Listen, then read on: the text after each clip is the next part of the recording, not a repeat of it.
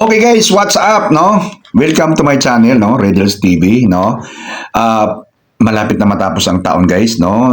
Matatapos na ang taong 2025. So, nagdaang taon, marami tayong nagawang video na nilangaw lang, no?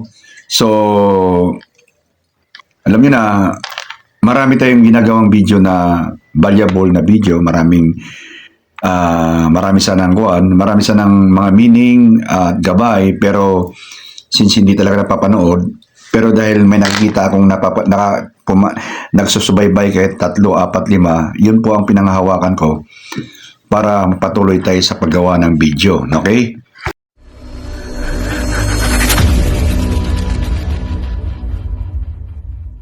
Alright guys, welcome sa Riddles TV, 14 years more or less bilang security officer, security guard, no? Baka magulat yung bagong dalaw. May lalaki nagsasalitang officer pero mahaba buhok. Nagsando, na earrings. Ano bang forma na to? Ba't sabi security guard? Kasi guys, ako po ay isa na retired na po. Palagi ko pong pinagdidiinan niya. Na-retired na po ako. Hindi na po active, no? Nagbabahagi po ako ng mga kaalaman ko at mga experiences ko sa trabaho na magbibigay sana ng gabay sa mga kabataang security guard na may raos nila yung kanilang duty at malagpasan yung mga na-achieve ko sa pag-duty ko ng gwardiya. Pumunta kayo sa channel ko, ayan. At pag napunta kayo sa channel ko guys, pindutin niyo po yung playlist dyan, ano. So lalabas pag napindut nyo na yung playlist, itong lalabas, ayan. Pindutin nyo na yung security guard matters guys, no. Pag napindot nyo yung security guard matters, nandyan na yung mga video natin, no? Hindi napapanood, nilalangaw lang. Aminado tayo dyan, at kasi hindi talaga ako, hindi siguro, wala tayong karisma para sa mga tao. Pero, ang pinagkukuhan ko lang na may message yung mga video dyan at alam kong may mga value yan, no? So, hindi lang napapansin, okay?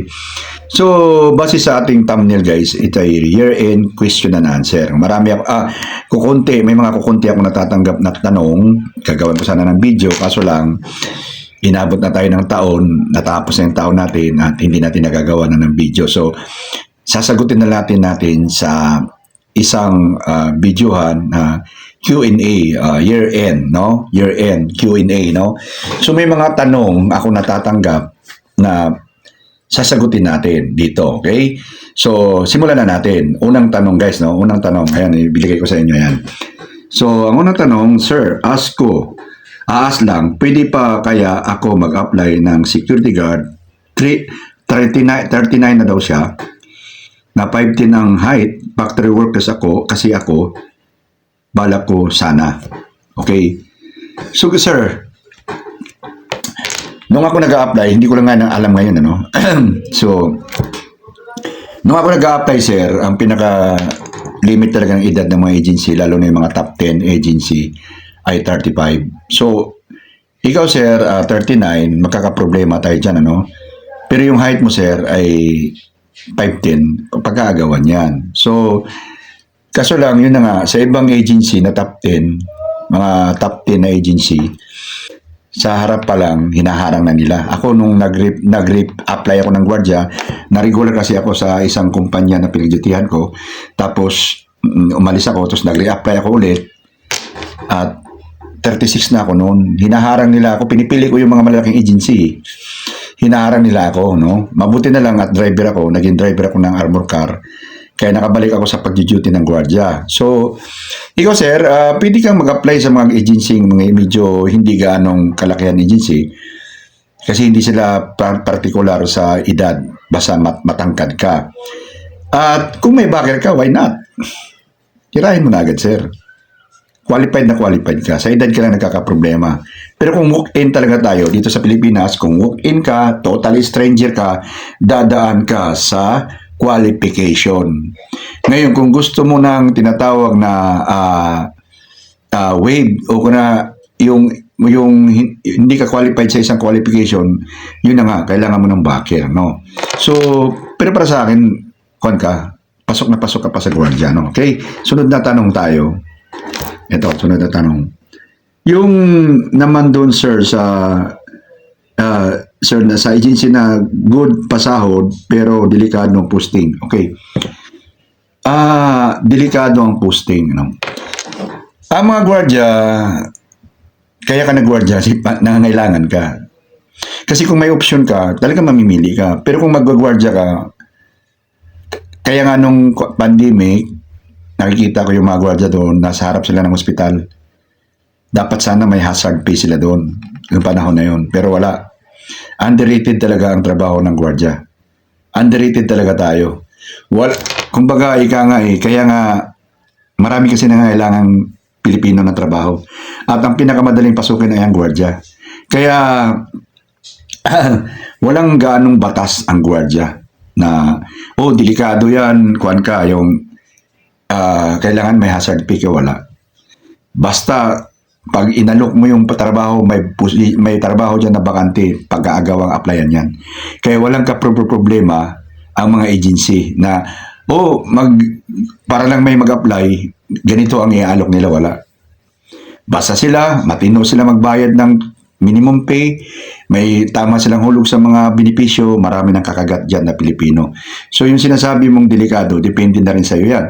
May mga gwardiya talagang may opsyon kasi may trabaho ang asawa, may trabaho yung maguan, marami siyang opsyon, kaya hindi tatanggap. Pero kung sabihin mong walang tatanggap, maraming tatanggap kasi maraming pangangailangan ang trabahong Pilipino. Kulang na trabaho tayo. So, pag ganun sir, depende na sa iyo yan kung tatanggapin mo, kung alam mong delikado o hindi.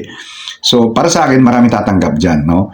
Maraming papasok dyan sa trabaho na yan kasi Pilipino kulang sa trabaho, no? So hindi tayo pwede mag-inarte pag nag-apply tayo ng gwardiya, no? Okay na tayo sa no?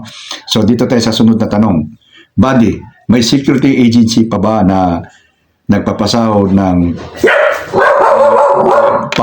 512 hours dapat tukan yan, di makataw yan. Sila guys, maingay yung aso namin, no? Maingay. So doon tayo sa tanong guys, no? May papasahod na ba na 500? Maraming kupal na agency sa Pilipinas. Bakit kupal? Marami nangangailangan eh. Ang dami nangangailangan ng trabaho. Maraming walang opsyon na Pilipino dito sa Pilipinas. No, ayusin ko lang po ko. Kahit naman ako nung panahon na galing akong Bisaya, pumunta ng Maynila, pati nga, pahinanti, halos hiningi na nga yung sahod namin, pinapatos yan ng mga Bisaya nung panahon namin. Maraming Bisaya na na-exploit dito sa Maynila. Kasi wala naman kami mapupuntahan eh. Ano bang pupuntahan namin dito sa Maynila? Wala kami kilala rito. Kaya kung ano yung inahain ng mga kupal ng mga mayayaman, ay kinakagat ng mga Bisaya. Kadalasan, mga katulong pa. Alam niyo ba yon? Halos hinihingi na yung pagod namin mga Bisaya dito sa Maynila. Nakailang tanong na tayo, 3, ano? So halos, kaya yung sasabihin mong, yung mayroon pa marami. Ngayon, kung sabihin mong tuldukan, ay nananaginip tayo dyan. Kasi bakit? Ang mga may-ari ng agency, mga negosyo ay nakaupo sa ating posisyon sa government natin. Gagawa ba sila ng batas na pabor sa atin? Hindi. Pabor sa kumpanya. Kahit i-review mo yung batas natin sa government, mas pabor ang marami sa employer kaysa sa ating mga employee. Kung ano yung natatanggap natin ngayon, ay mga pangpalubag-loob lang yan. Kaya nga ako gumagawa ako ng mga video na kung paano kayo magbigay na matuto sa financial literacy. Kasi kadalasan dyan bubo ang Pilipino, isa na ako dyan. Huli ko nang natagpuan yan nung medyo tumanda na ako at mabuti na lang nakarecover pa ako. Pero ngayon, sa totoo lang, maraming mga gwardiya na hindi maalam sa financial literacy. No? At marami akong bidyong ginagawa na walang nanonood kasi walang interest ang mga gwardiya. Magulo lang yan. Basta ako, mag-duty ako. No? Hindi nila naintindihan na bata sila ngayon, nagugulat na lang sila, tumanda na pala sila sa duty. At kung ano yung buhay nila nung nagsimula sila mag-duty ng gwardiya, hanggang sa dulo ng pag-duty nila, ganun pa rin, kapos-kapos pa rin. Bakit? Financial literacy. At yun nga, wala kang opsyon, kaya papasok ka, kagantin mo yung mga naka-offer sa'yo. Kasi wala kang option dahil pinabayaan mong wala kang option sa pag-duty mo. Okay guys, no? So ang tanong niya, meron pa ba? Marami. Marami. Pag ang tanong niya ulit, tuldukan, nananaginip tayo dyan. Hindi, wala, kulang ang ngipin ng batas ng ating bansa para dyan. Kasi, siyempre, mas pabor pa rin ang sa employer kaysa sa employee. Okay? Ito, pang-apat na matanong to. Okay. Dito sa amin, buds, 520, yung ibang kanya tapos, 510, tapos meron pang damayan sa patay na ang mga walang niya. Okay. So, ibig sabihin, meron daw nakapost doon na 520 siguro, 12 hours, or 510, tapos may kaltas pang damayan na para sa patay. Yung para sa patay, damayan, ay sa kanila required siguro para walang kuan. Pero kasi diyan papasok yung kuan yung corruption pag kunwari ang dami yung gwardiya tapos nakalikom sila ng milyon tapos kunwari patay na kamag-anak na malayo doon sa mga empleyado, doon kukuha sa pondo. So, ganun pa rin corruption, hindi nawawala sa Pilipinas, no? So, kung ikaw na ngailangan ngayon at wala kang option, so lumangoy ka lang sa Agos. Ngayon, kung talagang hindi mo na gusto ang patakaran ng agency mo, ay huwag kang magngangawa. Ang gagawin mo, maghanap ka ng agency na alam mong maluwag sa iyong kalooban. Kasi ako dati, kung nakikita niyo yung mga video ko, ang dami kong binabanggit na post. Ang dami ko napupuntahan na post, diba? Mga trabaho. Kakahanap ng agency na mas malaki magpasahod, over minimum magpasahod, pero wala akong nakita. Malalaking agency pinasok ko, wala akong nakitang agency na nagpapasahod ng over minimum. Wala. Minimum lang talaga sila. Nagkakatalo lang sa mga agency yung tinatawag na magaling magbigay ng night differential. Tulad ng huli kong agency, officer ako, binigyan na kami ng allowance. Hindi nagbibigay yung ibang agency ng allowance sa officer. Kami meron ako. Kaya doon ako tumagal at doon ako nag-retire na doon sa huli kong agency. Pero kung sabihin mong may masasabi ka sa agency kasi hindi papabor sa atin na ano yung mga nasa isip natin, hindi. Ikaw ngayon, Guardia, hihanda mo sarili mo, tanggapin na may mga panggugulang ang agency gagawin sa ating mga Guardia. As long as nabubuhay ka pa sa sweldo mo at maayos pa naman, o di lumangoy ka sa Agos, makisama ka lang. Okay? Huwag ka na lang kumontra para hindi mo makuhan. Ayan, tulad yan, magmurar ka na lang sa likuran nila, walang iya sila, mga gano'n. Pero hanggang dyan lang magagawa mo. Pero kung sabihin mong isumbong mo sa dole, isumbong mo sa you are wasting your time. Basta, importante, comfort yourself, itayo mo yung sarili mo, huwag mo sayangin yung sweldo mo, at kumuha ka ng panibagong income, mag-produce ka, magnegosyo ka, basta maghanap ka ng pagkakataong magka-income, which is yun ang ginawa ko, at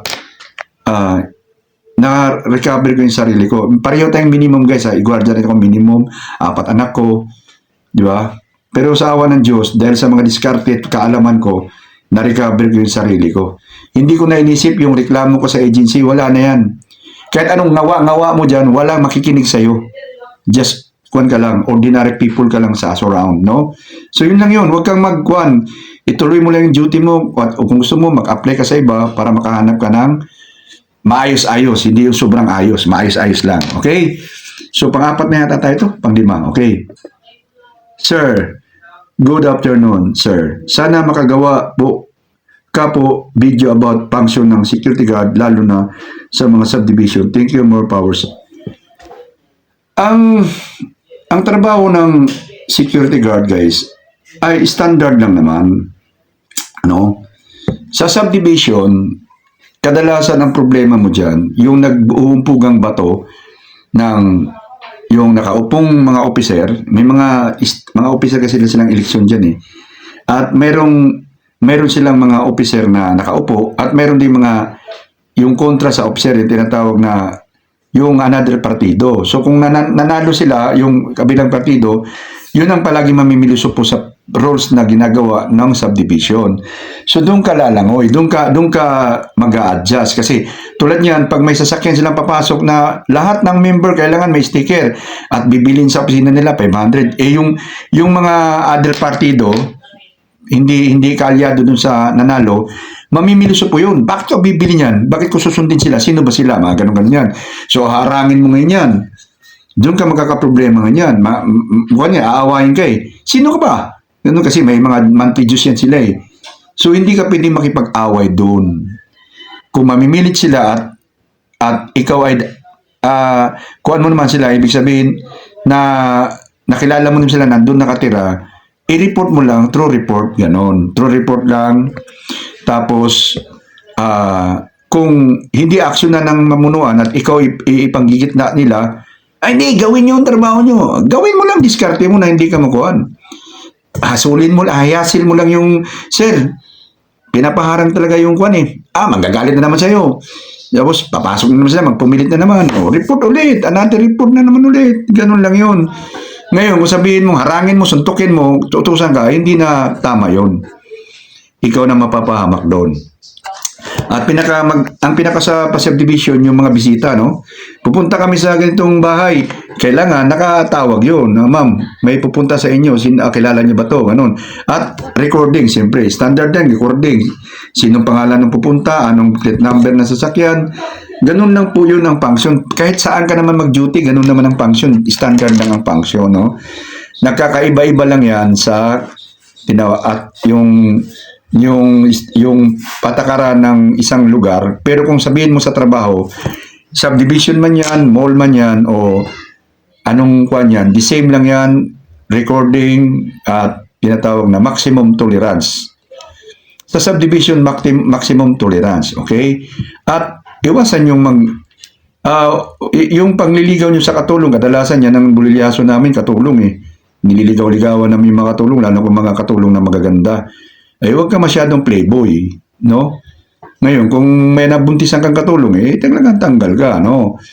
Diba? So, ganun lang yon. Ganun lang ang function sa natawag na mga gwardiya sa subdivision. So, wala kang dapat pangamba, sir. At saka, bago ka isa lang, sir, eh, mayroon namang mas nauna sa'yo. Ituturo lang sa'yo yun, no?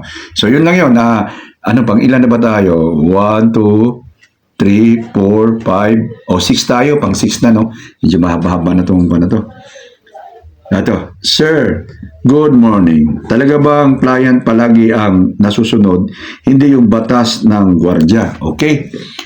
So, inisip niya siguro, yung client, guys, ay yung pinagdudutihan ng security guard.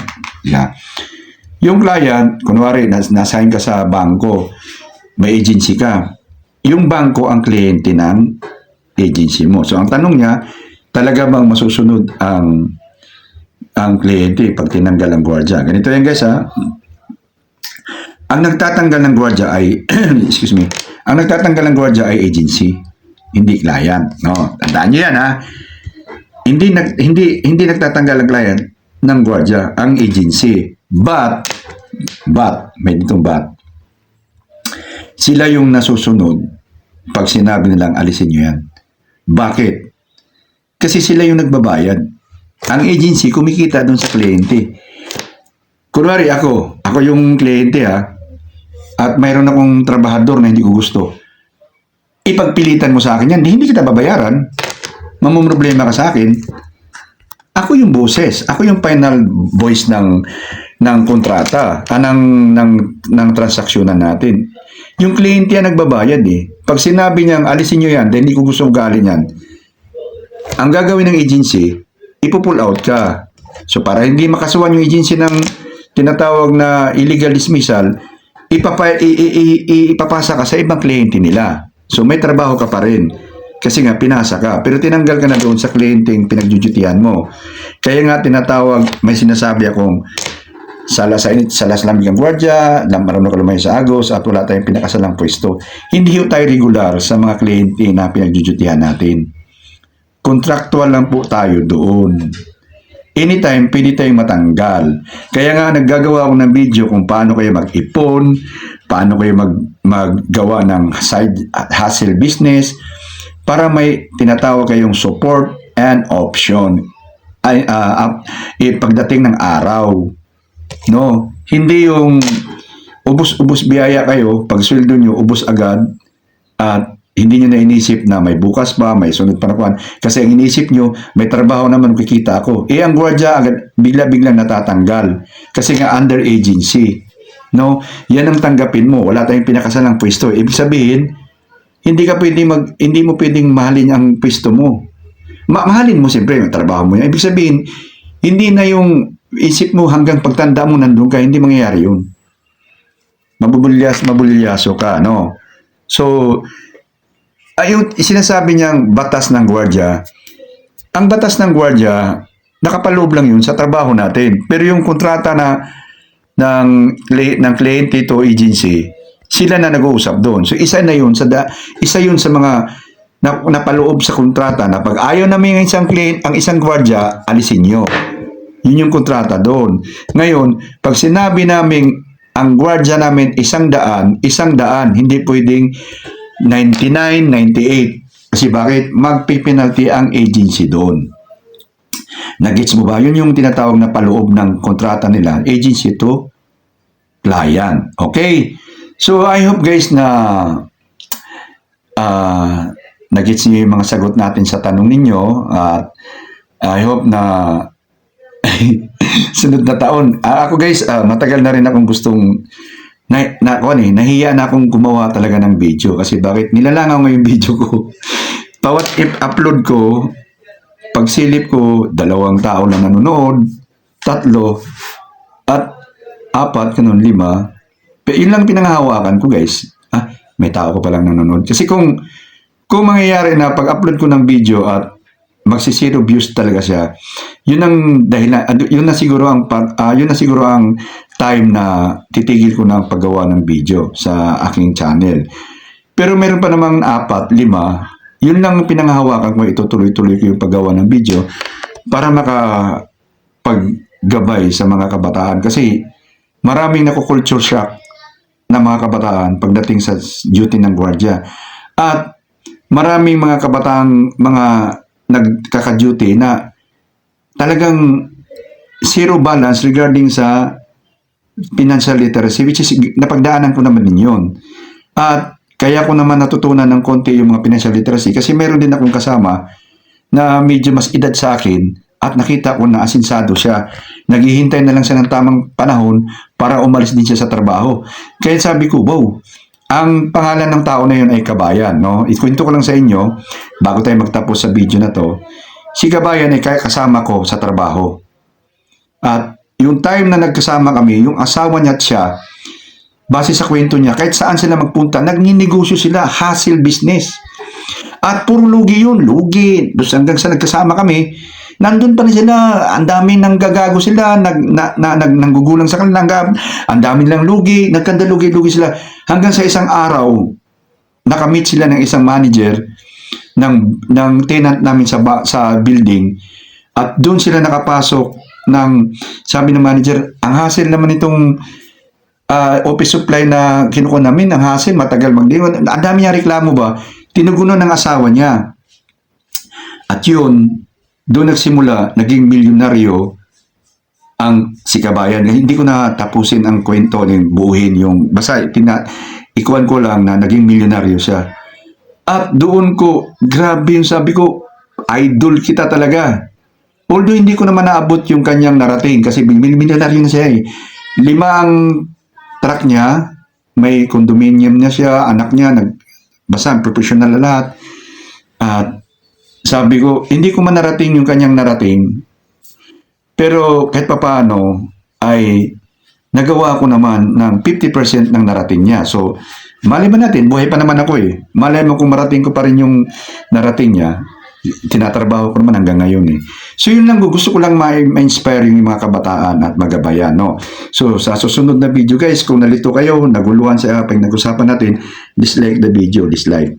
Ngayon, kung baguhan kayo at silent viewers kayo, hanggang ngayon, di pa kayo subscriber, pakipindot yung subscribe button dyan. Idamay nyo na yung notification bell para sa 2026. Marami pa tayong pag-uusapan. Ano guys? Bye-bye! Happy New Year! Happy New Year!